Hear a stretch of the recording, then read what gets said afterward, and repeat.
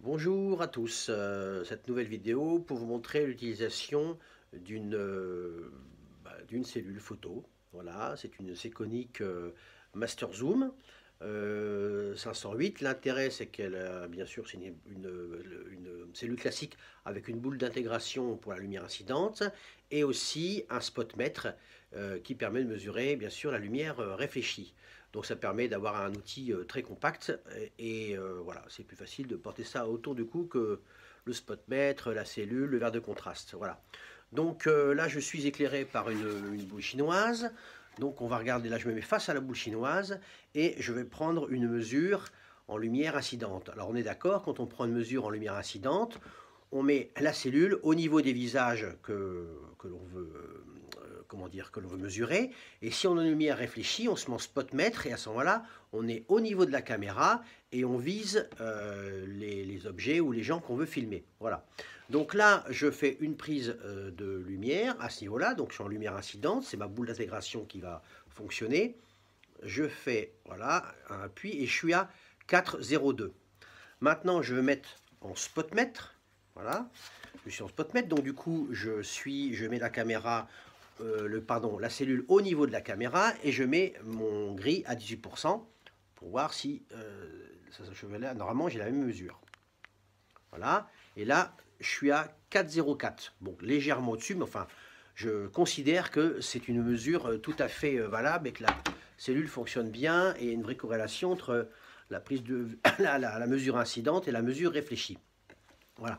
Alors, par exemple, quand je suis, si je me mets comme ça, alors là, évidemment, vous voyez, il y a une boule chinoise derrière moi, je suis totalement en contre-jour. Enfin, si je me mets comme ça, voilà, je suis en contre-jour.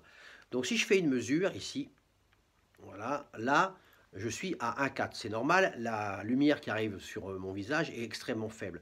Par contre, la boule, là, va recevoir un petit peu de la lumière du contre-jour qui va influencer ma prise de vue, enfin ma mesure, pardon. Donc on est d'accord, je veux mesurer la lumière qui arrive vers moi. Et ce contre-jour, quand les contre-jours en général tapent la boule d'intégration, puisqu'elle est là pour intégrer toutes les lumières, eh bien en général, ce qu'il faut faire, c'est faire attention de bien protéger la boule d'intégration des lumières parasites. Donc on la protège avec la main, bien sûr, sur les côtés ou sur le dessus, comme on va le voir plus tard en extérieur. Voilà. Donc bien attention de mesurer la lumière dont on a envie de prendre la mesure. Et attention aux mesures parasites. Donc là, par exemple, je suis moitié éclairé par la boule chinoise et moitié par les réflexions globales. Donc là, effectivement, je peux prendre une mesure et puis j'ai obtenu une mesure médiane. On voit bien la boule d'intégration qui est un peu dans l'ombre là et une partie dans la lumière. Donc là, si je prends une mesure ici, j'ai 2. Voilà, donc là j'affiche mon diaph à 2 et je vais avoir un mélange donc des deux valeurs, sous-exposé, surexposé, et ça va me donner une valeur médiane. Voilà. Donc si par exemple on est en extérieur, donc on va aller dehors, et puis on va prendre la mesure voilà, en extérieur, donc là c'est pas tout à fait la même chose. Et puis là je fais un peu de marche arrière, mais je me suis trompé. Voilà.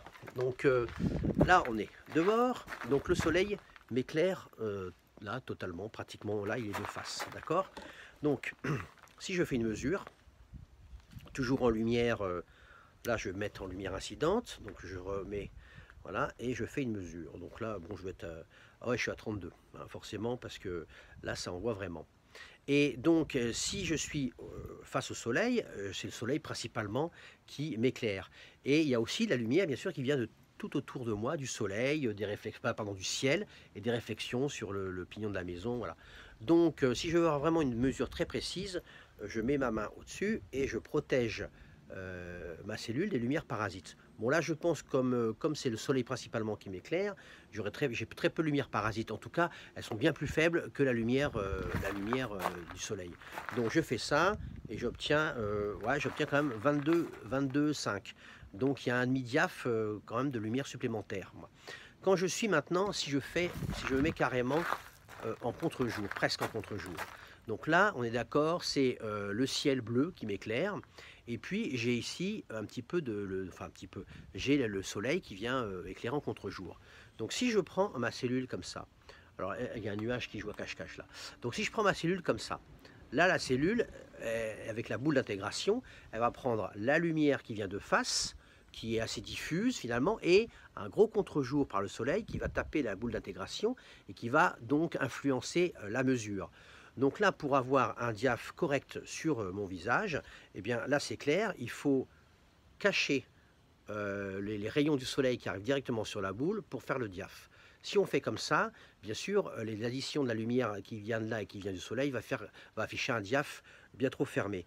Donc pour avoir le bon diaph, je protège ma boule d'intégration des rayons intempestifs du contre-jour du soleil. Et je prends la mesure et j'ai 5,6. Voilà. Donc 5,6. Et si je prends sans protéger les rayons du soleil, là je vais avoir plus. Ouais, j'ai 11. Vous voyez, là j'ai 11. Bon, attendez, on va recommencer parce que le soleil a changé. Donc là, j'ai 11. Non, 11,3. Et si je fais ça, voilà, j'ai 8. Donc le diaph, pour mon visage, c'est 8. Et c'est pas 11,3. Alors, il y a des chefs-op qui, notamment je pense à Gordon Willis dans Clout. C'était un film de Pakula. Ben, il a exposé un film intéressant d'un point de vue lumière et du travail du grand Gordon Willis, c'est-à-dire qu'il a exposé que pour les hautes lumières. Donc c'est vraiment un film à voir qui est extrêmement sombre à tout point de vue, l'histoire bien sûr, et puis l'image qui colle parfaitement d'ailleurs à l'histoire. Et tout est exposé pour les hautes lumières. Voilà. Après, là on parle d'exposition standard, mais on peut poser son visage, on peut poser sa pellicule ou son capteur où on veut. Hein. Après, il y a comment dire, il y a une ouverture standard, il y a le keylight, et on peut après, autour de ça, évidemment, jouer comme on veut avec son diaph. Et bien sûr, ça c'est une partie créative du théâtre de la photo, où je pose, à quel endroit je pose. Mais après, disons, dans une exposition standard, bon bah c'est simple, hein, je fais ça, je protège simplement la boule des rayons parasites qui arriveraient de droite à gauche ou du dessus. Voilà, et puis j'affiche mon diaph, là c'est 8, je mets 8 et je serai bien exposé. Mais ce sera une exposition standard. Après, libre à chacun, à chaque chef opérateur de poser là où il veut. Voilà, je pense que j'ai à peu près tout dit, il me semble. Bon. Le seul problème qu'il y a ici, en fait, c'est tout le temps emmerdé par le soleil en Bretagne. Mais à part ça, ça roule.